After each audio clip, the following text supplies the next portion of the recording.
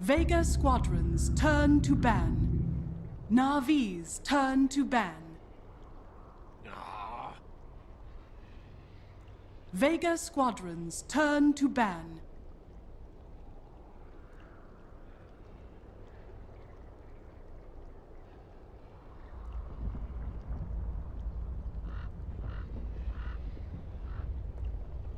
Ten seconds remaining. 5 seconds remaining. Reserve time.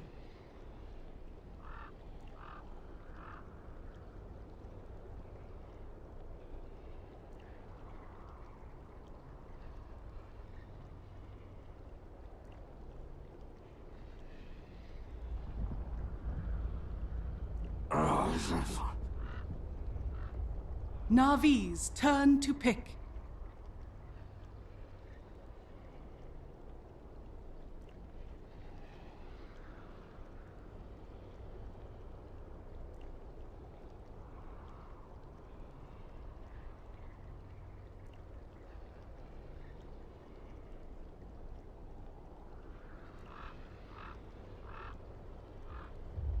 Ten seconds remaining. Earth Spirit. Vega Squadron's turn to pick. Welcome back, everybody. Game number 2 between Vega Squadron and Navi. It's a first pick Earth Spirit. Mod packs on a scale of 1 to 10. How much do you hate that hero? Oh, I like Earth Spirit. Are we hating Earth Spirit? Get the hell out of my cast. No, he's I don't know, he's how do I put it? I don't think he's that crazy. He's really good. He's a great hero. He's very aggressive early. He makes the early game extremely important. Like, he can cause one team to snowball like totally out of control. He's really great moving into the later stage of the game. So yeah, he is a super powerful support. But honestly, I think like Vengeful Spirit's still better. Yeah, I'm down with you. You know, a little bit of saltiness left over from pubs when Earth Spirit was truly the most cancerous thing ever. But ever since his changes, I feel like that, yes, in the right hands, he can be like a top-tier support. But I feel like he's in a pretty decent place. Maybe like the nerf that actually, with the Ags change, that nerf, that helped out quite a bit. I think that just the insane amount of plays that an Earth Spirit could make once he had that Ags when it came to high ground defense, it was just like impossible to push into. So I think that change really good. I think maybe like a slight nerf here and there could be warranted, but I'm with you. I think he's in a pretty good place. I think there's just a lot of saltiness left over from when he could, you know, pull allies for free. You know He'll still be getting tweaked a little bit more, but you know who is still crazy overpowered? Well, that's Enchantress. Little Spronker. All right, I appreciate the salt on this here, honestly. Like, the way that you can just throw this thing either in a 4 roll that roams around, probably not this game because you have the Earth Spirit, or just going right into position 3. You can just be unstoppable in the off lane, grab yourself a Centaur, a Satyr. What are you going to do about it? You know, hey, throw into a position 1. This hero, man, this hero, I'm okay with a lot more of a salt factor. I think she's like crazy right now. Like, what do you even do against her? Like, you have to draft magic nukes, but then you get some more tanky heroes on the rest of your squad, a couple of BKB carriers, and then what are Vega Squadron going to do with it? You know? Well, I'll tell you right now, what is pretty decent is these pure damage nukes coming out from Invoker and Bane. The sleep into a Sunstrike and Brain Sap, that feels like a good start in countering Enchantress 101. Plus, isn't having Earth Spirit and Enchantress on the same team like doesn't this kind of ensure that Enchantress a 3 position? Yeah, I would assume so. Yeah, because if it's a 4 position, then you've got double roamers, and then you'd have to get some really independent cores, especially for your safe lane carry. Reserve Yeah, time. so unless they plan on doing some like South American like position 1 Enchantress, that is one of the other benefits of Enchantress, that she gives you a little bit of mystique during your draft. You know, you don't know if that last pick's gonna end up being a support or a Vega core, but Squadron's opening turn up to because they pick. had to in a sense. They really wanted Earth Spirit, and obviously they wanted the Enchantress. So far, it looks like Vegas Squadron are like Navi's coming out really on turn top to of this pick. draft, like really on top. You've got, as you said, Sunstrike plus Nightmare, but now you're also going to be adding on the humongous nukes of the Oracle early on. And this will not be the easiest life for an Enchantress, which is a rare thing to say. Vega Well, Squadron's Na'Vi have turn certainly to pick. thrown a little bit of a wrench in things. I don't think it should be an offlane Enchantress. It just seems a little bit weird what they're going to be going for. Na'Vi, didn't they recently run like a farming void? Oh, was that them? Someone did. It might have been them. I'm not sure, but I have seen a couple of those little position 1 ones poking up here and there. 10 seconds. It might be okay here in like a solo safe lane scenario. 5 seconds. Maybe it was someone else. remaining. More than likely, this is going to be an Enchantress faces Void, dual Reserve off time. lane, and then Earth Spirits is going to be paired with what I can only assume is going to be some sort of independent carry from Na'Vi in the top lane. That way Earth Spirit is offered that roaming potential into mid or perhaps even bottom, because it would seem like a shame to just use Earth Spirit, who's very, very clearly like one of his biggest powers at level 2 when he's roaming onto the mid lane. It would seem like a shame to try and use him as a zoning support more than anything else.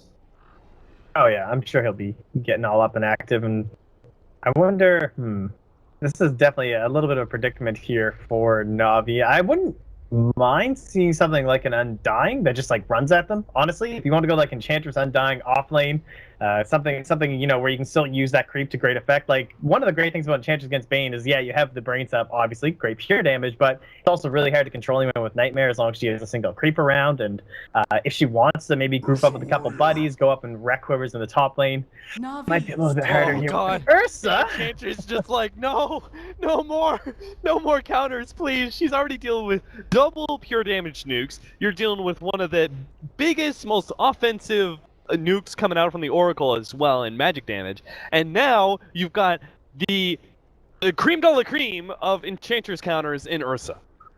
What's even left? What's an offlaner that like wrecks Enchantress? That's really all they're missing at this point. I don't know, like I bet like a Bat Rider would be a nice 5 shader here for this team. remaining. Outworld Devourer. Ooh. All right, so they just go Vega off lane Squadron's Omni Knight. That's the turn play, to bat. and then they'll just put the repel on the Ursa, purify someone else, and then Enchantress's life is over. Gonna help out with the Chronosphere. It's gonna be the repel against the Earth Spirit and the OD. There you go. This is some like IX Mike level stuff right here. This was NA Dota. That'd be an offlane Omni 10 Knight coming out here, but seconds remaining. unfortunately, I don't think we're gonna see it in this EU area. They 5 like these more seconds remaining. conventional and better heroes, which is So they're pretty standard. Reserve time. Balance Enchantress, Mako Earth Spirits, what a brood. offlane General Faces Void, Navi's or turn a to bat. Brewmaster, or No, Brew- Bruise for Vega. Like, if they don't ban that here from Na'Vi, that could actually be pretty scary. Yeah, okay. that's a good. Vega Squadron's No turn way to we pick. clear whatsoever. Mag's just like so sad right now too. Just like, oh man, Yeah. Could have got my Orchid up on the Enchantress. I could have helped guys. There's some more attack speed. Navi's There, that's pretty good. turn to pick. You know, I was actually still down with like the Bat Rider pickup, Yeah, for sure. but I think this is like a Bat Rider, but without the same kind of counter opportunities, because you have to deal with an OD. Like before against a Faceless Void, he's not the best hero to go up against as Bat Rider because he's a pretty good counter initiator. But you can still run it. The 10 OD on the seconds other hand, remaining. imprisonment like just destroys you so hard that it's 5 much better to seconds have remaining. a less committed single target disable at a Beastmaster, because if you jump Reserve forward as time. the Bat Rider and say you're the one who gets it, and all of a sudden you haven't dragged that hero anyway, you're right in the face of the enemy and you're just gonna get blown up. The Weaver. Now you go back for the Weaver, which they recently ran. I think it was with the Faceless Void too. Yeah, I think it was. I like this I- combination a lot too. Yeah, this is good because when I'm thinking about the draft too, I've been kind of thinking more in the meta sense when it comes to the Enchantress as well as the Earth Spirit, but I have to remember that this is Na'Vi, so you can almost always guarantee that it's going to be an art style Enchantress, so it does kind of wind up being this position 5, which is, it's not the most common thing for Enchantress, but it's the way he plays his Chen. Like, he doesn't really play a greedy Chen either. So you're not getting the heal factor, and maybe it comes on a little bit later than the other Enchantresses that you do see in general play, but it'll still be up to Artstyle to kind of use this in a more supporting tone rather than your general, destructive, I'm going to dominate the entire first 20 minutes Enchantress.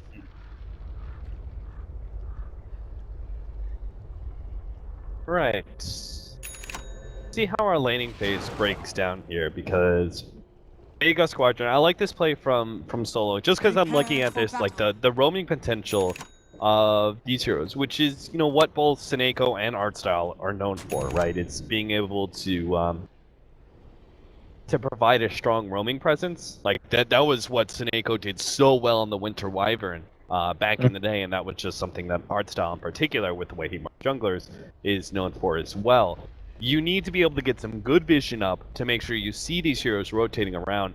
And what we have here is a ward from Solo that doesn't block anything, but is going to give you probably the most amount of vision of the Enchantress that's possible with her rotations between these two camps and heading to both mid as well as bottom to gank.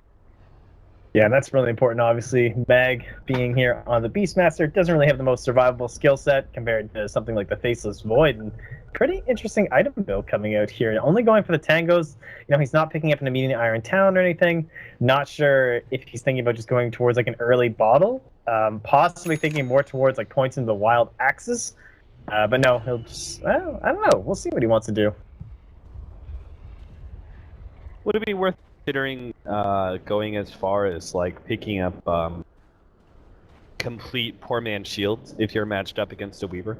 Like, obviously the agility doesn't benefit a Beastmaster, but with Weaver specifically in the way that he harasses you, particularly with Geminate attack, do you think that reduction is worth an investment? 30 seconds. I'm sure you would save the amount on consumables that, from Geminate attack just by going for the poor man's shield over just the stout. And it's possible that he might want the goal to go like, faster pair of boots, make sure that I can do something for my team if I need to rotate maybe, but I would be like completely fine with the poor man's shield. I think boots is probably the smart pickup here, because if you're left one-on-one, which is potentially what's going to be happening here, right, with double roamers. If you're left one-on-one against a Weaver, you can't allow him to just play super aggressive against you constantly and using that Shukuchi. You need to be able to outmatch the Weaver in movements when Shukuchi is down. That way, every single time he tries to Shukuchi through you and get some harassment damage, you turn and you fight him as fast as possible, and you get some harassment damage back. That way, you can even potentially force out defensive Shukuchis if you manage to get a good position where you can just run at him a couple of times. So I like the boots idea. Yeah, it kind of feels like he needs a sentry too, though, to actually be able to maximize like double boars or something like that. It might not have been a bad idea for the support to start out with early sentry wards and just pass one over to Mag. If Ditcher Raw plays this right, like, how is he ever going to harass him? Like, it feels like the boards will just be totally useless. Yeah, there'll be potential food, as you could already see. Ditcher Raw picking up a free one there. And top lane, I mean, nothing too surprising here, General. This should be pretty good for him. A lot of burst damage, obviously, going to be able to use that time walk. Ursa and Bane obviously stacking on really quickly, and they don't have that much control, so it's going to be like damage into a nightmare, hold off, and then go back into more damage if you don't want him to actually time walk at all. He gets him with the imprisonment. They're going to be able to surround Solo here. Tries to go for the Ancient's play, but it is soaked up by Artstyle, and our first blood. That was so close. Oh, I thought those Mud Golems were going to turn right on there, but a nice little aggro there. That won't be the case. You know what's kind of annoying for Faceless Void in this matchup is, because I've played this before, it's the fact that Fury swipes last so long. Oh yeah, you kind of forget. No one, nice jump in from Seneko, gets the push back onto No One. The turnaround though, looks like Seneko's going to be dying first. No One is still dead, and it's a worthwhile trade, but good play all around from No One, making the best out of a bad scenario. Yeah, this is a pretty risky lane too, because you have every time he gets lifted, you always have the risk of the roll coming in, and being able to set that up so easily. That slow is just like so brutal from the rolling boulder. That was the thing I thought was going to get nerfed, honestly. Strike onto Art Style. He's going to be brought pretty low here. Another right click. Sioma Slayer is able to get the kill there on Art Style. Nicely played. Meanwhile, Pasha left alone against General, just keeps on going at him. General is going to try and commit here for enough to get a time lock. He actually jumps forward. This is pretty dangerous commitment, but Pasha does not Should he be fighting this? It's 5 stacks. I'm surprised he didn't, because he also had the Mango. So he could have popped Mango and hit an Earthshock as well. Yeah, that was definitely a misplay. You know, down. I don't know if like Pasha doesn't play a lot of Ursa or something, but that was definitely the play there. Like 5 stacks of Fury swipes. It's risky for the bash, but I can't believe General made that play. That was so ballsy to time walk forward and be like, oh, I'll battle this out. I'll battle this out with the Fury swipes just stacking up on me. Well, it's certainly going to work out for him. He came up here with a ton of tangos. He's still got 3 remaining, having burned through 5 of them, so should have been a pretty good time. Ditchera's just like eating boars in the bottom lane right now. Just stacking up like a creep count. You know, he managed to get 11 CS here from Meg, though, so he's going to be kind of happy with that. Give himself a pull-off because there's no supports to get in the way, so no surprise here. Meg, he's just so solid in the offlane. Like, he always manages to get something. This seems like a matchup that you should be able to do a thing in, honestly. No time I look at General. He's getting that time lock. Getting pretty lucky on these bashes onto Pasha.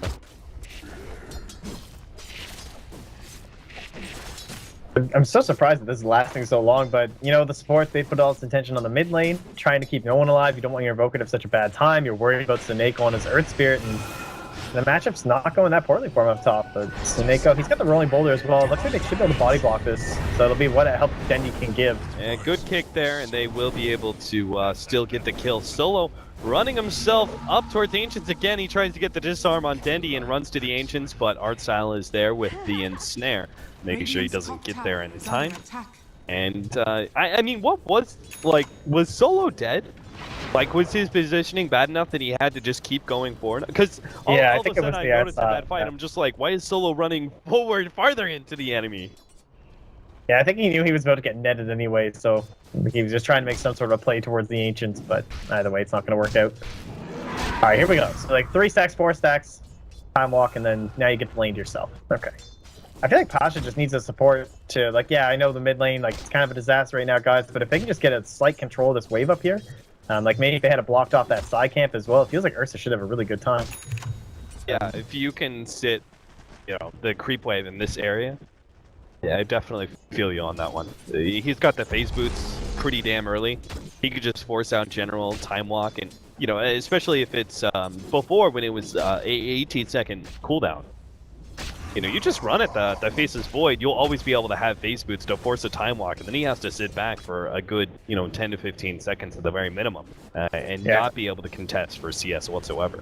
They're starting it now. Like, they're going to come up, put the ward down, give Pasha a little bit of space. Going to try and get a little bit of control here on the wave.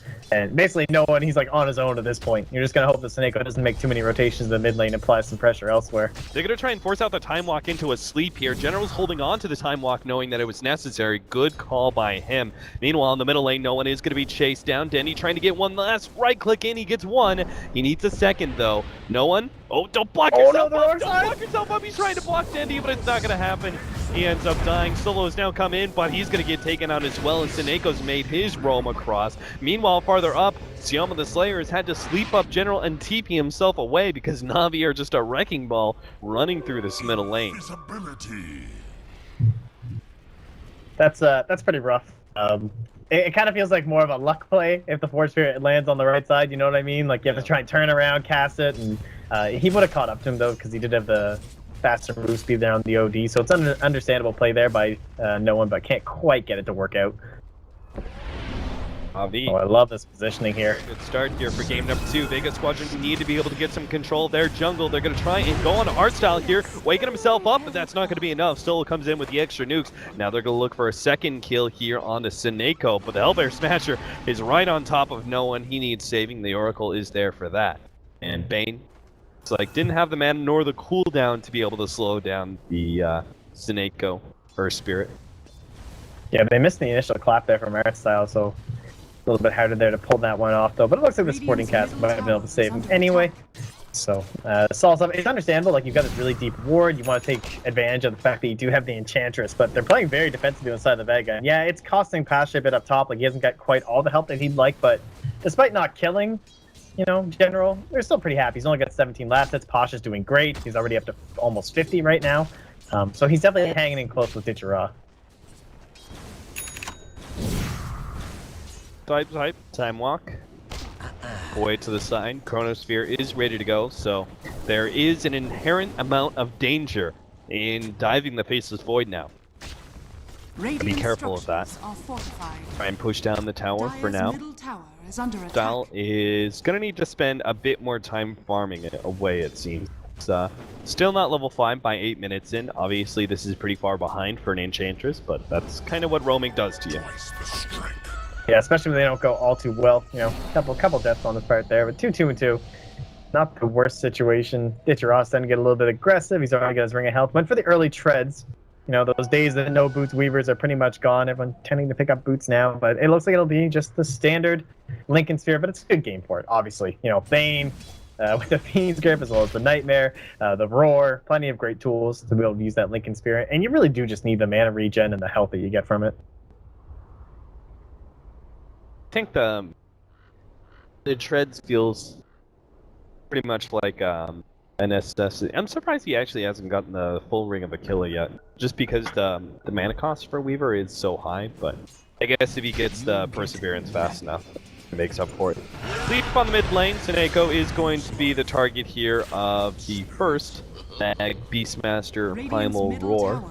He smoked up earlier, was still in order to get that kill, but I think they were hoping that they would actually get successful rotation onto the Weaver. Shira has had total free farm. This is very clearly a matchup that the Weaver does win against the Beastmaster, so need to try and shut down his farm before he gets that fast Lincoln Sphere. Meanwhile, the smoke of their own, Mag is going to be turned around on. They have the Imprisonment. Artstyle has Centaur Stun number 1, Centaur Stun number 2. Mag is dead without even needing Dendy's ultimate, which he still hasn't leveled. Standard. Wants to have the complete Arcane Orb before he goes for the ult. Yeah, and this is like, we're moving into around the 10-minute mark. It's where you tend to start seeing some of these first big items come out, whether it be your mechs or your drums. Dendy heading in towards a set of his own here. Oh, they do have the Chronosphere up top on this. Looks like he's just dead. Yeah. Alright, that's solid. First Chronosphere for support is totally understandable. You know, maybe it's not the dream, but all that matters right now is that you want to get some farm up so that you can contest Roshan, make sure you're not going to be giving up to the Ursa, because you know that's Vega's target right now. Like, that's really the only objective anyone's striving for right now. You don't have any real push lineups here, it's just Roshan.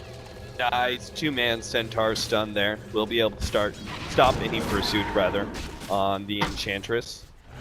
I like the fact that that was about the time for them to be aggressive. If the bottom lane is being pushed out, being aggressive and getting the quick initiation at the top lane makes a lot of sense. I mean, you guarantee essentially what is either going to be the kill at top lane and maybe some rotations in return, and if that happens, you guarantee that the bottom tier 1 tower goes down. If not, you at least ensure that there's not going to be a good team fight. Sioma Slayer is going to be caught here, rotation in from both General and Seneko, but Seneko is going to die in return. Solo burst him down with the Invoker. He tries to get Dendy as well, but knows that Dendy's too far away for that fortune.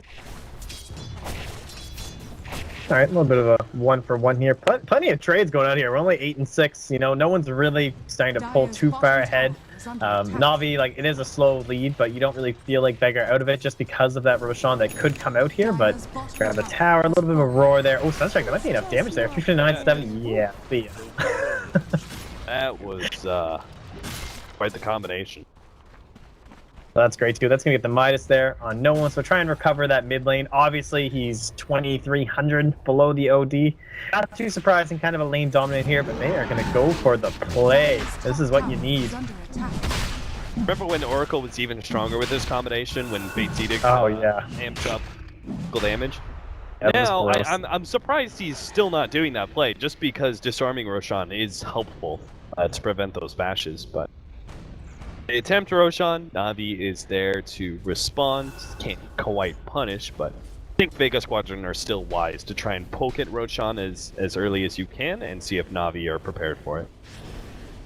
Yeah, this lets you know that they definitely have some sort of vision around the pit, and I mean, it's obviously on everyone's mind. You know this is what's going to be happening. General? General dead. The kick comes in time, but the Sunstrike still lands. He managed to get off a Chronosphere onto 2, though, and Siam the Slayer should be dying. Not a good miss there for Artstyle. He still managed to... Oh, no, they actually don't get Seneko, and Pasha needs to be saved here. They drop the ultimate from the OD. It looks like they're going to have to kill... Oh, the kick! Long range hits Pasha, allows the heroes to be able to catch up with him. They're going to get solo as well, and Na'Vi, just like last game, it seems, find their timing to just roll over Vega Squadron after a slight mistake. Yeah, they were just all ready for that play. The drums there from Dendi helping them to punish, just chase them all down. Like, all you need with OD is a little bit of move speed and a little bit of lockdown in general. Getting that Chronosphere off, obviously massive, giving the time for the rotation. And what are they going to do up against Dendi? Like, the control factor, like now the Fiend's Grip is down, you basically have to rely on the Roar, and as long as you have not only everyone controlling up Vega Squadron to help out Dendi, but the amount of focus they're putting on Dendi is going to allow Ditya to just kind of run free. Start building into this Lincoln Sphere, outputting all that damage that Weaver can contribute early. It's usually just difficult for him because he's the one who's getting, you know, Fiends gripped and roared, but Dendi's definitely the really scary factor right now. Solo tries to play very greedy here. Bottom lane and go for a quick pick off on Seneko. He is not going to be fortunate enough to get out, I don't think. Looks like they're going to try and go for Roshan once again. They eat the Satyr real quickly. And Na'Vi are going to be forced to contend this once again. They know the Earth Spirit is either at half HP or back at base. Chiron's going to show himself. Quick Shikuchi onto Pasha. Doesn't look like they're going to be able to commit again. Yeah, this is just too dangerous. You've lost your Fury swipes on Roshan. You can't afford to run out of the pit and be able to go back in. It just doesn't last long enough. Oh man, this is so bad though for Vega. Like, they know they need to try it now while the Sandy's Eclipse is out, while the Chronosphere is not up, but now that timing gets started to switch completely around. Like, Sandy's Eclipse coming back up shortly. The Chronosphere will be ready by the time they actually engage here. Oak ready to go. Pasha's going to show himself. Seneko goes for the kick. Does land on no one. Pasha already trying to eat up General. Will be able to force him back at the very least. Looks like Seneko's going to be the first one down. Meanwhile, the Chronosphere, oh, it doesn't quite catch 3 as they hoped. Solo's going to be forced to use his ultimate on himself while no one's Meteor does kind of miss there. They're looking for Mag. He's going to try and TP out, but it's not going to be enough. Solo committing for Dendi. Not quite enough. No, he does get him just at the tail end. No one. Nice invoke into our Tornado. Is going to try and TP away. That's not going to happen. He knows it too, and instead tries to run himself away. Doesn't happen. And Vega Squadron, with an Ursa lineup, are not going to be able to take Roshan. And if you can't take Roshan, I'm fairly certain that an Ursa lineup just loses the game. You cannot afford to ever lose control of Roshan.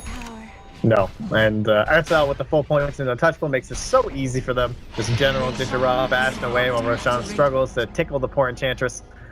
And it looked good, right? Like, the Chronosphere wasn't ideal. He had a really nice setup there, but couldn't quite get the positioning for it. And even then, they couldn't get the fight off there from Vega. So from now, your strategy kind of changes. Like, you have to essentially be defending your towers. You need to be using the Beastmaster Hawk to try and put off some sort of ganks. But when you don't have the Aegis, you don't have the early Blink Dagger here from Pasha, it's going to be really hard for them to get back into this. It's going to be like Roars, Brain Saps, and Sunstrikes to bring this back into this game. Yes, they need to just pick Na'Vi off one at a time, over and over again, but I don't think Na'Vi are going to allow that to happen. They're going to run in these kind of 2 or 3 man kill groups that they know is probably going to be successful in finding. This is one up top, though. Yeah, this is a big one. I'm not sure if Dendi really planned this one out too much because he's so far ahead. I'm not sure if Senego's going to be able to provide the save. They do manage to get the silence to stop that one out, gets out the imprisonment. Now the ultimate's going to be laid down, but the Lincoln Sphere managed to block that one out. Ditcher Raw passes Lincoln's over just in time, and now the team fight falls apart for Vega Squadron. They couldn't get the quick kill, and now that cost them everything, as they will only lose. Although lose 3 in exchange for the kill on Dendi, and it looks like Seneko's still able to get out as well. They get the roar off and he doesn't Astro. I feel like that kill happens before the rotations are able to come in. Yeah. That's rough. That's rough. It's understandable. You're trying to maximize everything. You know, your mana burning with your Necro Creep. You're doing a little bit of micro work there, and then suddenly the Fiend's Grip ends, and you're just like, oh shit. Like, Radiant's middle tower is under that's rough. attack. That's exactly what they needed. Like, it was so close for Vega. You could just feel it. They had to commit everything for it, but now Na'Vi, they can start rolling themselves in. The Necros are going to be down here for the Beastmaster for another 40 seconds, which is essentially their most like powerful tool right now, honestly, until there's a Blink Dagger up on Pasha. But even then, it's going to be Blink, Phase Boots, Ursa. I don't even know if he can do anything at that point. This is going to be like a Mask of Madness game, honestly. Just like complete YOLO. Dagger up. Top tower has fallen. See how he works with it. These cores are just not good for an Ursa to jump on. Yeah, they don't have the lockdown, honestly. Like, you have the Roar and you feel like it's going to work, but with that Lincoln Sphere up, you can guarantee one of those is going to be getting canceled. Maybe that was too much commitment by Na'Vi, the Ursa pickup against the Enchantress. Radiant's bottom tower is under attack. Yeah, possibly, but at the same time, it could just be like completely the other way if you do get that first Roshan. Like, it feels like you win that mid lane, maybe you were thinking that, oh, we have a Bane, like we can apply that pressure, but not like you were countering out the Enchantress so much, but you didn't even spend any time with her, you know? It was just all on the mid lane because it was an off lane Faceless Void. Solo is going to be hit here by the Chronosphere. They're going to try and make the commitment to finish him off. Solo's going to get a little bit more heals out and should be able to survive. Pasha jumps in, now has to jump right back out with the TP scroll. That damage too much for him to handle. And Na'Vi can attempt, don't quite manage to succeed, but still manage to extract themselves successfully without losing anybody. Well, Na'Vi, they are looking good again here. It's 18 minutes, and they're already up to that 10k lead, looking much better than last game even, with an even bigger lead for them. And you don't really have those same tools on Vega. You know, there's no Drow Ranger that's getting a couple more levels as this comes in, helping out the rest of the team. It's really just a struggling core, level 9 Ursa, unable to get up anything but a Blink Dagger so far, and it's all on no one. Like, what sort of plays can you make as an Invoker? He's starting to get these levels, but he doesn't have a Chronosphere. He doesn't have a Disruptor or something to create like a Darkseer. Like, there's no AoE lockdown at all. It feels like it's going to be like blind luck or a Roshan fight where he can actually shine in one of these engagements. The big Dendy's getting. Oh, he's terrifying. The Rod of Atos pickup, that he's actually tanky enough to survive through this combination that that Invoker's going to be launching. The Beastmaster and the Ursa are having a hard time being able to catch him out well enough. The imprisonment's always going to be there, it seems. Feels like Vega Squadron have to go for like some really aggressive like split push / smoke plays or something. Deal with the Slayer. Did sleep up General, but I don't think he was quite sure whether or not he can actually make a Fiend Script player there or not, and it turns out, well, all of Na'Vi were right behind him. That would be the tier 2 tower down. I think a lot of OD players would have went for the BKB. Maybe not with Fiend Script and Roar and Ursa. I don't know. I feel like you still want up against the Invoker, but honestly, this Atos just like completely cancels out anything the Ursa's gonna be able to do. You can see the initiation range it grants them without having to use Chronosphere, and that free picket. It's what allows this high ground push. Jesus, no one's so slowed down. They get the Chronosphere on him as well to give the vision for Dendy to be able to finish him off. And the Ursa's just, he doesn't do anything in these fights. He shows up, gets kited around immediately, ends up dying. General's going to try and, nope, he cancels his TP. Makes a time walk out instead. Double buybacks here from Vega Squadron. Will be able to chase Na'Vi out of their base, but they go too far. They will be turned around on, guaranteed. Now the ultimate draws for Dendy. He still had so much intelligence stolen. Will be able to get a nice kick onto the Oracle. The imprisonment buys him a little bit of time. Fiend Script, Siama Slayer knows this will be it. There is nothing stopping Na'Vi at this point in time. Pasha survives, but to what means, really? Na'Vi are right inside your base. They're going to right-click down this tier 3 tower, and even if you don't lose a lane of Rax here, simply because Na'Vi don't have the best push power just yet, you're destroyed when it comes to, like, economically. 14,000 gold lead, Na'Vi 10,000 experience lead. They are going to be able to take that tier 3, start focusing down the melee Rax. Bane and Beastmaster not going to be up in time. Yeah, this is just like, obviously, you know, it's elimination. This is the end. Like, if you lose this, you're not going. So it's understandable you want to fight for everything, but it's going to be an Aghanim Scepter here now on your Enchantress. You don't have the heroes to do this. Ursa is just not the hero. Blink Dagger now for Dendy, just making it a bit harder for Vega Squadron to be able to successfully lock him down. Yeah, and there's one here as well for general, so that's really going to be, like, you can already see these lovely deep wards that are put in here by Suneko, so he'll have a general idea as to what they're going to be doing on the next high ground push. Yeah, see who's sitting back in this area as they come towards either the bot or probably the mid lane next, seeing how they want to split it up. And what do you even do as Vega? Like, there's no reason Na'Vi ever have to split up, honestly. Like, you don't need to farm anything, you're so far ahead. Jacob misses both his boulder as well as the kick. Will be quickly eliminated, but it still looks like Na'Vi are in a position to be able to get some pickoffs of their own. Solos, he's definitely going to go down. He just puts himself in the front lines and soaks up damage. Mag thinking about that one. Oh, Chronosphere on 3, though, as General makes the right blink in and will be able to catch as many Vega Squadrons as they possibly need to be able to win the fight. No one getting away with some invis. Nope, there they have the counter vision. Disher up on eggs instead of Deso. What a clown. Alright, that sounds good to me. That's how you know the game's over. Now he's got like 1900 HP plus a Lincoln's being put on him, and then there's the Axe Weaver. Just no hope whatsoever. Wow, well played by Na'Vi, man. I know they've looked good lately, but I wasn't expecting such a trouncing. But first game was like warm-up, and then second game, they just came full tilt. That Vega draft, it was anti-Enchantress, but it was not anti-OD Weaver. Yeah, certainly not. The Weaver especially had plenty of opportunities to be able to shine. And so Na'Vi, after they had faced up against Vega Squadron not so long ago in 2 different best-of-1s, and it went